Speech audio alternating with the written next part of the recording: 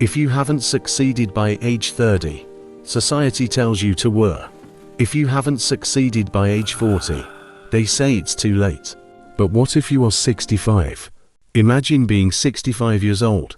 You possess no house. You have no savings. Your business just went bankrupt. You are sitting on your porch, and the mailman delivers an envelope. It's your first social security check from the government. You open it. It's for $105. That is exactly where Harland Sanders was in 1955. He looked at that check and realized. The government thinks he is done.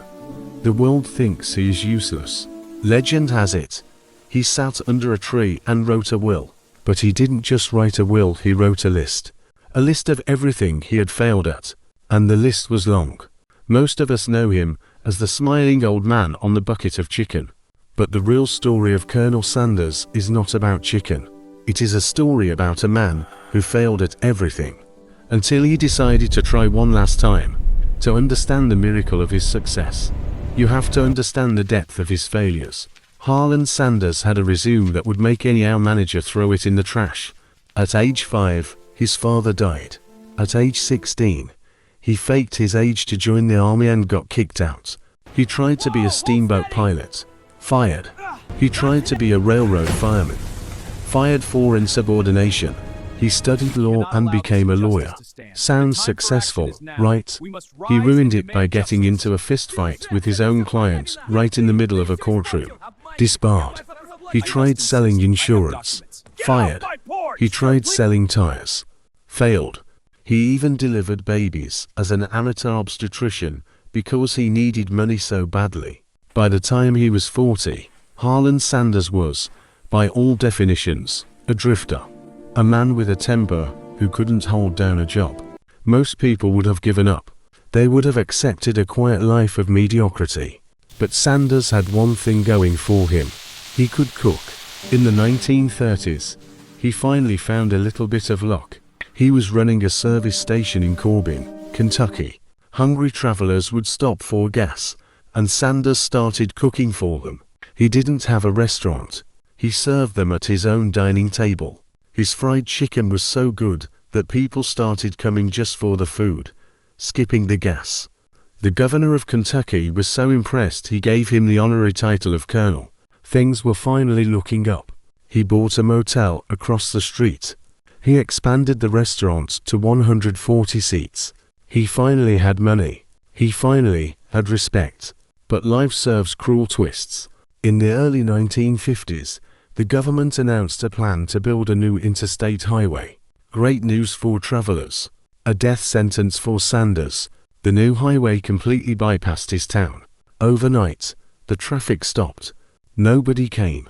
His restaurant, which took him 20 years to build, was now worthless. He had to auction it off just to pay his debts. So there he was, back to square one. He was 65. He was broke. And he was holding that check for $105. This is the moment that separates the legends from the rest of us. Sanders took that $105, but he didn't buy groceries. He bought gas and pressure cookers. He had a secret recipe of 11 herbs and spices. He decided that if people wouldn't come to his restaurant, he would take his restaurant to them. He came up with a crazy idea. Franchising.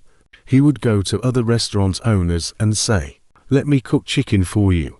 If you like it, you sell it, and you pay me a nickel 5 cents for every chicken you sell." Imagine an old man in a white suit walking into your restaurant today and asking to cook in your kitchen.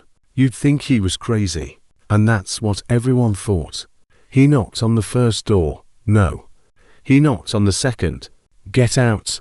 He traveled across the country, sleeping in the back of his car to save money on hotels.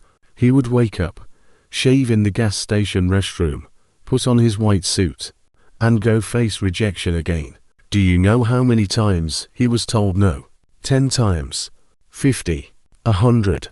Colonel Sanders heard number 1009 times. 1009 people told him his idea was stupid. 1009 people told him he was too old. But he didn't stop. He needed just one yes. And on the 1010th try, A restaurant in Utah said, "Okay, let's try it." That one yes started an avalanche. The chicken was a hit. Suddenly, everyone wanted the Colonel's recipe. By 1964, just a few years later, Colonel Sanders had 600 franchises across the US and Canada. At age 74, the man who was broke at 65 sold his company for $2 million, which is about $17 million today. But he didn't stop working. He became the face of the brand. He traveled the world. He became an icon. He died at the age of 90. A billionaire in spirit, a millionaire in reality, and a legend in history. We live in a world obsessed with 30 under 30 lists. We obsess over young success. But Colonel Sanders proves that your timeline is unique. He failed as a lawyer. He failed as a salesman. He failed as a steamboat pilot.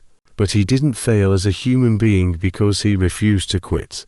If you are sitting there thinking you are too old to start a business, to write a book, or to change your career, remember the old man in the white suit sleeping in his car. He didn't find his purpose until he was eligible for retirement. What if your biggest success isn't in your past, but waiting for you in your future? If this story gave you hope, please hit that subscribe button. And tell me in the comments, what is a dream you gave up on that you should pick back up today? See you in the next video.